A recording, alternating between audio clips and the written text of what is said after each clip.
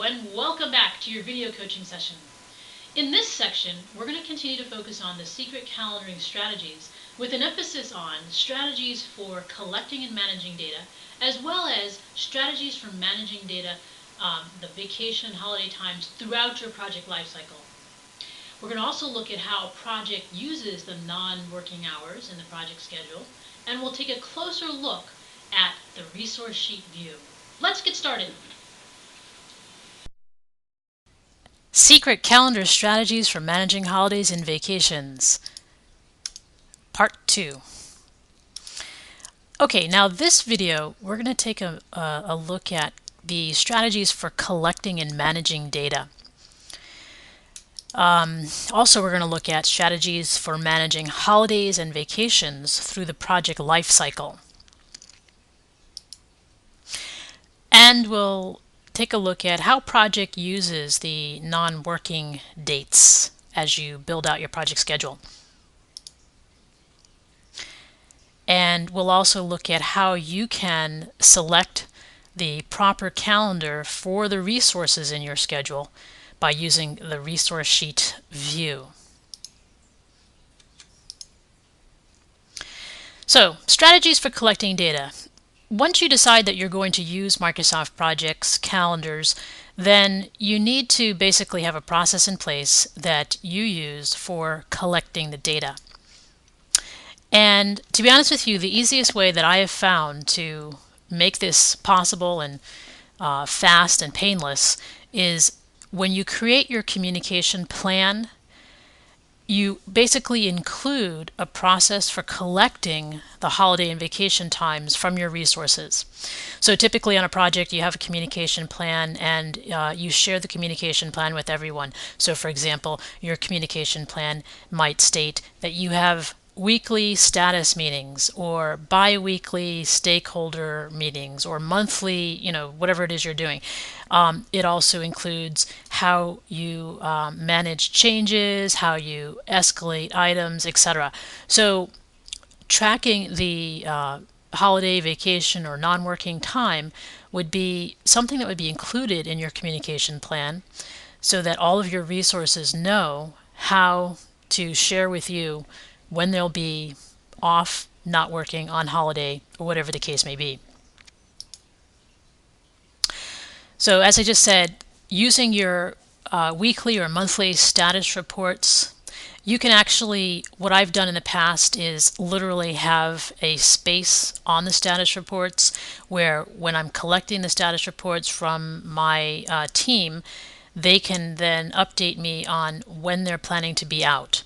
So I will typically have the current month and the month coming up so that we can plan in advance for when they'll be out. And they literally fill that out on the status report. That way it's in their attention each week and they don't forget to provide updates.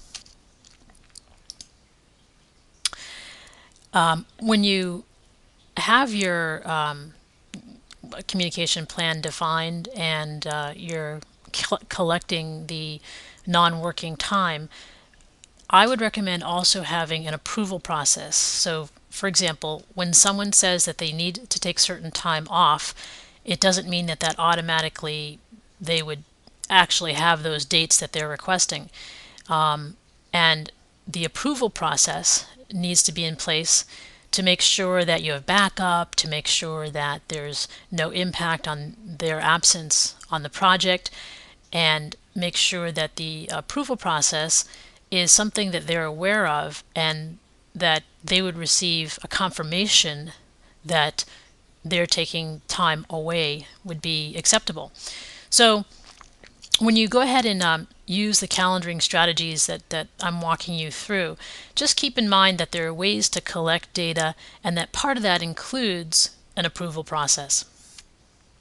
Now let's take a look at the strategies for managing holidays and vacations. I recommend publishing the resource calendar or the known non-working dates and days so that all stakeholders can see who's going to be available and when they're going to be away. You can actually use your intranet or a network drive or a document repository to store this information. If you have an intranet, then maybe you have a website that you can easily post a calendar and you can just put names in there so people can see who's going to be out and when they're going to be available. Similarly, on a network drive, you can just post a calendar there. People can always go if they need to get information on who's going to be available. So publish your calendar information so that everyone else can see when your resources are going to be available. Making this information public helps, again, to keep it in people's mind that they need to communicate their availability.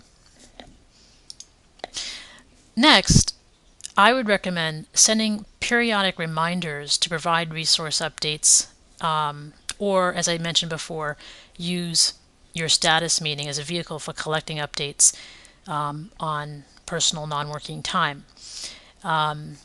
If you're using your status meeting, you can easily make it a standing agenda item where in your meeting agenda you always have a point to bring up.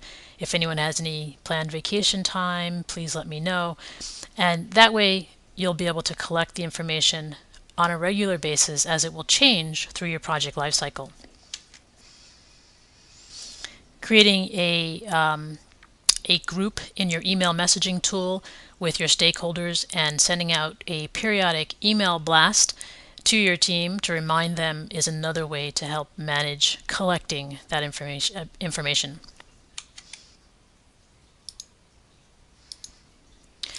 Now let's go ahead and take a look at Microsoft Project and how we use the non-working dates.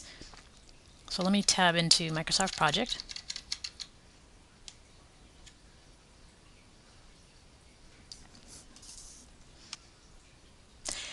And here's an example schedule. In this task, let me remove my view bars so that we have more room here.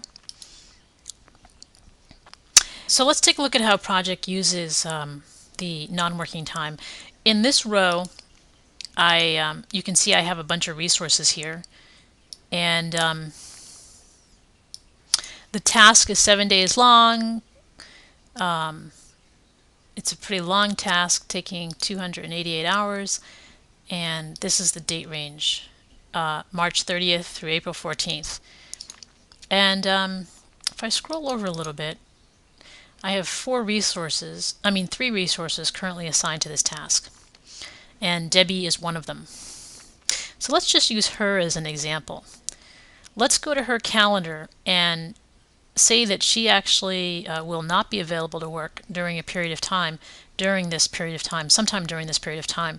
So actually, before we do that, I'm going to double click on this and open up the task information dialog box and go to the resources tab.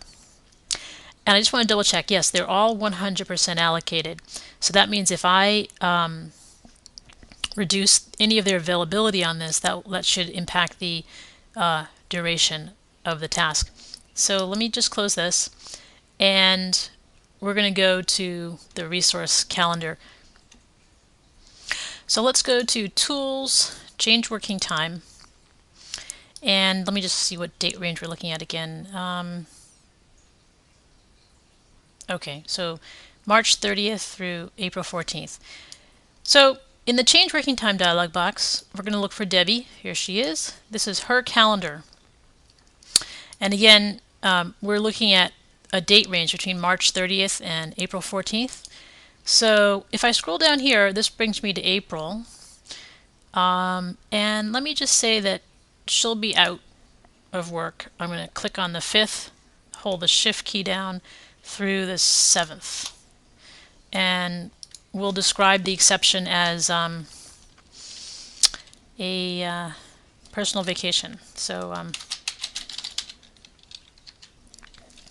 automatically the start and finish dates are filled in. Here we have it.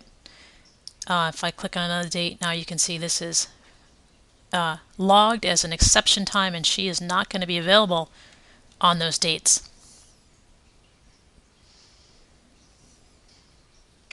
So I'll go ahead and click on OK. And this is warning me, resources assigned outside the original dates for task 10. And in the project resource leveling, the duration is fixed duration. The task will change to accommodate the resource assignment. So if I go ahead and click on OK, what happened was this ended earlier, but now it ends on the 19th. And if I roll over into the information column, it tells me what the constraint is that I have. I can always change this. If it has to end on a certain date, I can force the constraint to end on a certain date. But right now, it automatically expanded the duration and it pushed out the finish date because Debbie is not going to be available for 3 days in the first week of April. Okay? So again, once you go in and define the working time for your calendar, your standard calendar, you have all your corporate holidays defined in your calendar, and then you go in and you define the individual holidays, then whenever you schedule those people, project will automatically not schedule them to work during that time frame. And as we covered in a previous lesson, if you add, by right-clicking in the toolbar area, add the resource management toolbar. Once you've defined your tasks, and again, you can always move this around so that you can see more, have more space to see things. The resource management toolbar is a tool that you can easily use to just walk through your tasks and add the resources that you want to assign to the tasks. So for example, if I already have resources assigned, but if I click on a task and then select Assign Resources, I can see who I already have assigned to that task, and I can see how many units. I can also adjust this. So, if I need to add someone who's not there, let's say I want to add Debbie, and she will make her 50%. It just added Debbie. This is putting it in alphabetical order, so here she is. And because I put the rates of my resources in, you see the cost filled in with dollar amounts.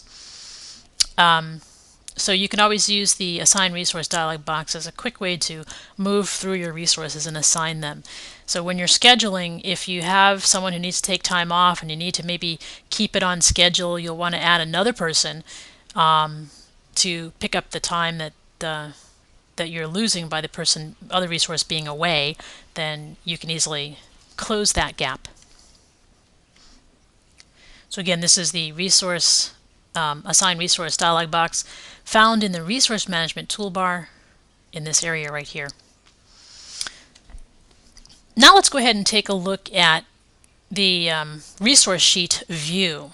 If I go back to View and turn my view bar on, right now we're in the Gantt chart view, and if you scroll down in the view bar area, you can see there's an option to select Resource Sheet.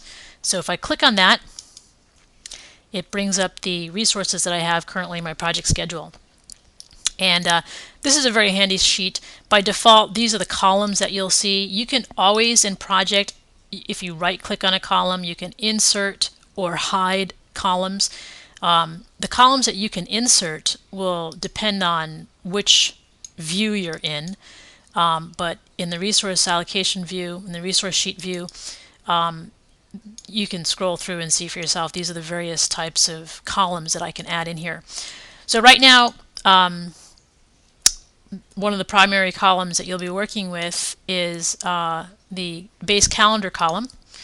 And in our previous lesson, we assigned Terry as a part-time resource. And you can see the other resources are set to use the standard calendar. From this view, you can also change the allocation for the resources. And from this view, you can also see who is over allocated. Now in another lesson, we're going to go through resource leveling in terms of when a resource is working more hours than is physically possible. So for example, we know there's 24 hours in a day, and you might have a resource that literally in the schedule, it looks like they're working 48 hours in a day. So anytime there's an over allocation where they're working more than 8 hours a day, then you'll see this exclamation point. The primary thing, though, in terms of the calendaring strategies, if you know how to create a base calendar for any people who are working non-standard hours, and you use the resource leveling sheet to assign the proper calendars to the resources, you can easily switch between calendars here. And you've gone ahead and defined in the change working time your standard calendar with your project, with your company holidays, and then you go ahead and you put in your individual's personal holidays or non-working time, then project will automatically calculate this information for you as you build out your project schedule, as you're working with your project schedule during your project life cycle. Now let's go back to my slide here, and I want you to go ahead and do the following homework. The first step will be to decide what process you'll use to collect and manage the non-working time for your project. You'll need to decide if you're going to have a communication plan, and you're going to share with everyone how the fact that they need to communicate to you in a certain way via status meetings or however you're going to do it. Decide what your process will be. Document it, publish it, and make sure everyone's aware of it. Then what I want you to do is open your project schedule that you saved and go into the resource sheet view and assign the proper calendars to your resources. Make sure that if you have part-time resources, they're working with the proper base calendar. If you have full-time resources, make sure they're assigned to the proper resource calendar, standard resource calendar. And then what I want you to do is assign resources to your project schedule tasks. Take a moment after you've assigned them to look at the duration of the tasks to see how they've expanded to account for the non-working time that you have in your standard or base calendars. Once you've added resources, you might need to go back and adjust your schedule to if you have a certain date that you're a milestone that you're trying to target. You might notice that because of the resources that you've added, your task will be taking longer, and if you want to manage to end on a certain date, you'll have to go back and adjust your schedule by either adding resources or adjusting the relationships that the task has to other tasks. There are various ways to do that. But once you've assigned your resources, then go back and take a look at how their vacation and holiday times have impacted the duration of the tasks. Initially, when you build your schedule, it'll take a few minutes to set this up and to go back and review what you've done. But once this is set up, as you're going through the project lifecycle, you'll find that Microsoft Project is a very powerful tool to help you control what's happening and to ensure that your tasks and your project are going to be delivered on time.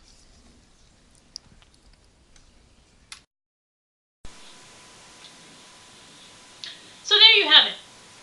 Now, if you have additional questions, feel free to contact me. I'm more than happy to assist you. I want you to also take a look at the homework below, and also take a look at the special bonus video provided in this section. And I'll see you next week. Have an excellent day.